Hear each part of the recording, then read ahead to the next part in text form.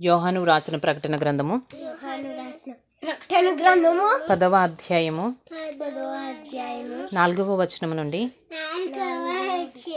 11వ అధ్యాయము 2వ వచనం వరకు. ఆ 7 ఉరుములు పలికినప్పుడు నేను వ్రాయబోచుండగా 7 ఉరుములు పలికిన సంగతులకు ముద్ర వేయము, వాటిని వ్రాయవద్దని పరలోకము నుండి ఒక స్వరము పలుకుట వింటిని.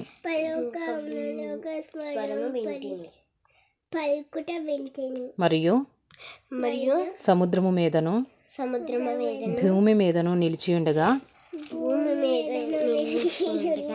నేను చూచిన ఆ దూత తన కుడి చెయ్యి ఆకాశము తట్టు ఎత్తి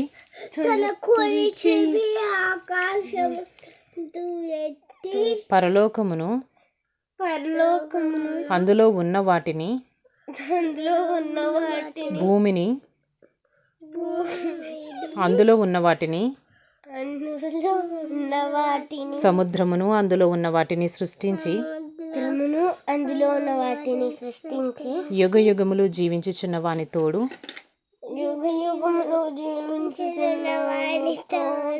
ఒట్టు పెట్టుకుని ఇక ఆలస్యం ఉండదు గాని 7వ దూత పలుకు దినములలో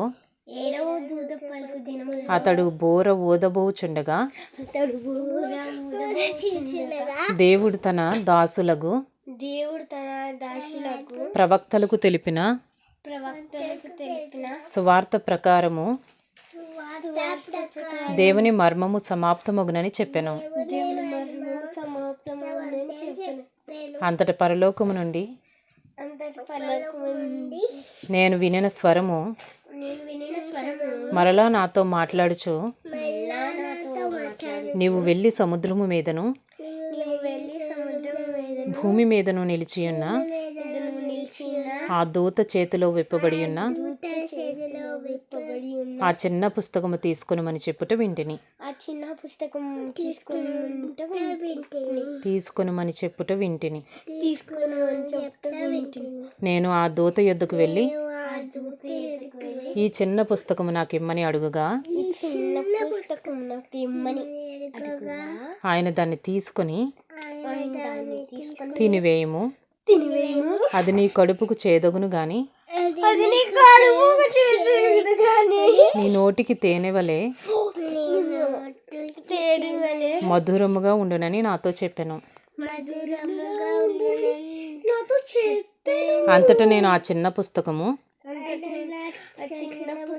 దూత చేతిలో నుండి తీసుకుని